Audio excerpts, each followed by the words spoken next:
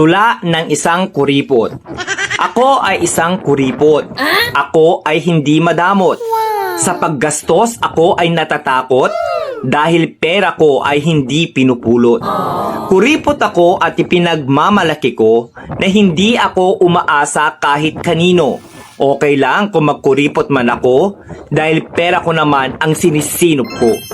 Ang pagiging kuripot ay hindi masama hanggat di ka nanloloko ng kapwa.